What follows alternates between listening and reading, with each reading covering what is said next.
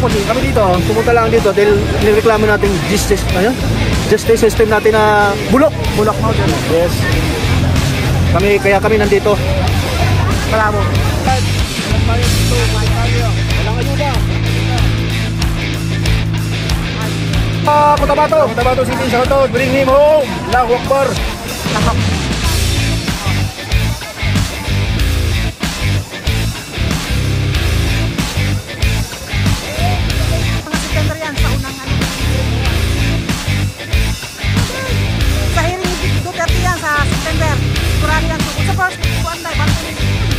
Para maraming pala dyan ang bawat isa.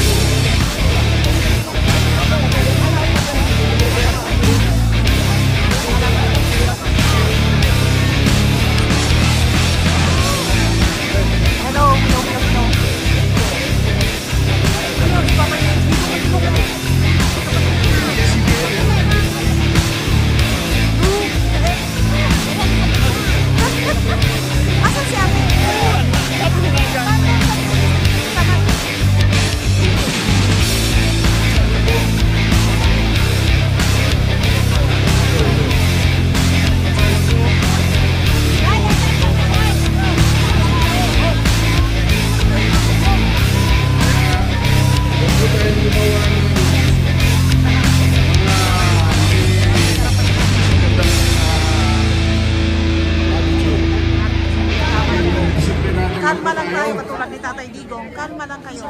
Avoid foul words. Kalma lang dihadong ha.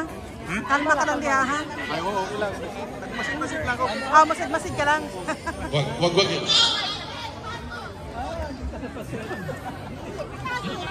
Yan si Madam. Happy birthday, Madam. Anong masasabi mo maya, Madam?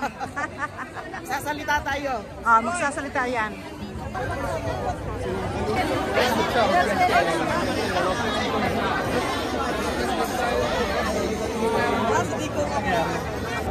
May naglalay ba sa inyo?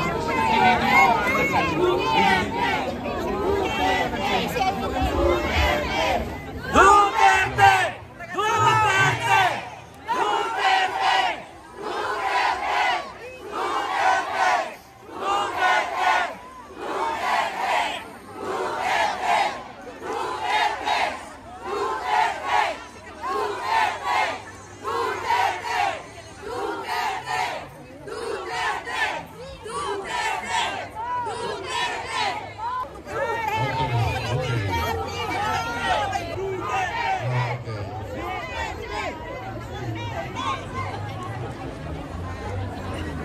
Nakita niyo po, meron po nakita ng video rito.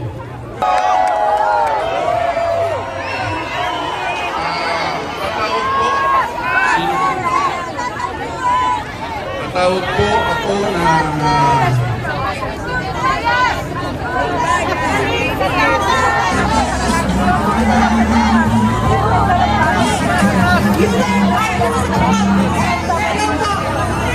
nakikiusap po ako sa inyo. Yung mga photographers at saka videographers, huwag po kayo sinama dito sa gitna kasi kayo ang sinusunod ng tao. Parang awa nyo na po. Hindi ko natin maumpisahan ang program. Media lang po ang gitna. Parang awa nyo na po. Media lang po.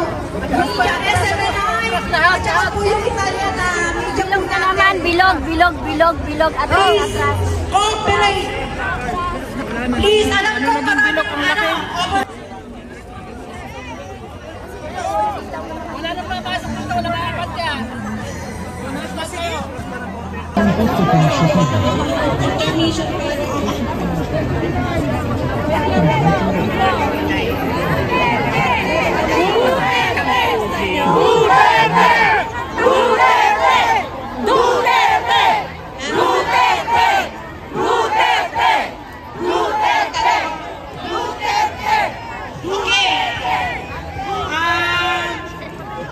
Tatawagin po natin yung first speaker natin. Kasi kailangan po nating malaman kung bakit po tayo nandito ngayon. Bilang OFW, minahal tayo ni Tatay Digong. Kaya ibinabalik natin sa kanya. Ano ba ang positive na nagawa niya sa atin? 10 years na passport.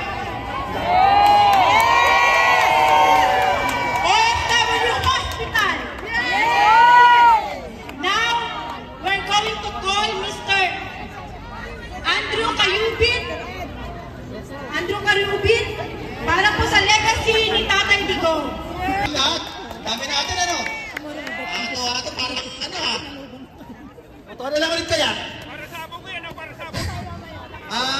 Andrew Cayubit po, mula sa Milan Italy Eagles Club. Ako po ay naatasan ng aming ating press, Marilo Sarcon, para magsalita sa ligasiya ng ating Pangulo. Ako po ay dating seaman, Marino, ika nga. Ang aking pong karera bilang Marino ay nasa kalagitnaan ng dating Pangulong Noynoy, at Tatay Digong. Naranasan ko po nung panahon na ako'y seaman, na presidente si Presidente Noynoy, eh nausubi tayong laglag bala. Tapos yung kada ho kami isasampa ng barko, eh kung balutin ho namin ang aming mga maleta, eh talagang sagad. Balutin namin ng pelikula, plastic wrap, wag lang kami matataniman. Nung matapos ho ang termino, ni President Noynoy, pumalit ngayon to si Tatay Digong. Ay napakasarap po sumampa ng barko. Walang kabaka. Eh, alakalain nyo naman eh kami naglalakad, taas po po eh. Napakasarap po maging Pilipino noong panahon ni dating Pangulo. Ngayon, ako naman ho eh, siguro pare-pares tayo nararamdaman. Siguro kayo rin. Pakiramdam natin, tinaputol tayo. Ano ba? Yes! Totoo yan. Wala akong pinagsisihan, sabi ko nga sa lahat ng naipost ko sa Facebook. Maliban lang ngayon, na sinuportahan ko, pumalit sa ating Pangulo. Nararamdaman ko po ang sentimiento ng lahat. Sobrang masakit. 80 anyos na ho ng tao, hindi na nirespeto.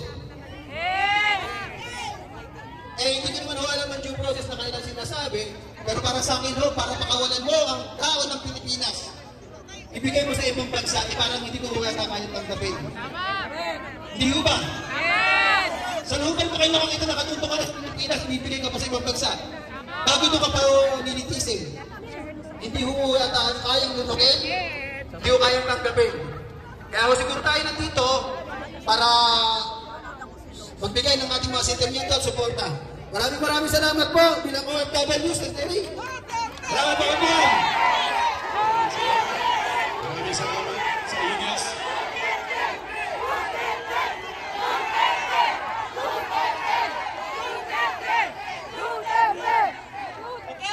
Okay. Maraming salamat po kay Sir Andrew Cayubit.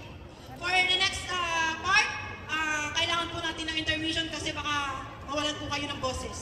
So we're calling for Miss Kylie to sing You Raise Me Up.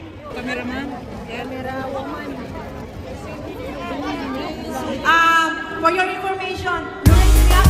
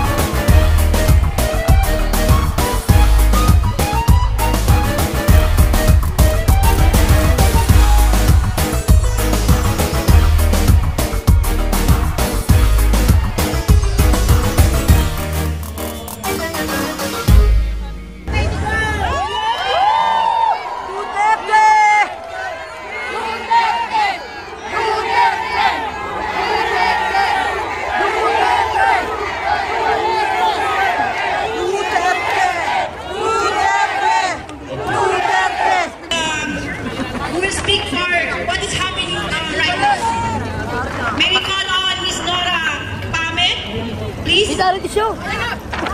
Duterte!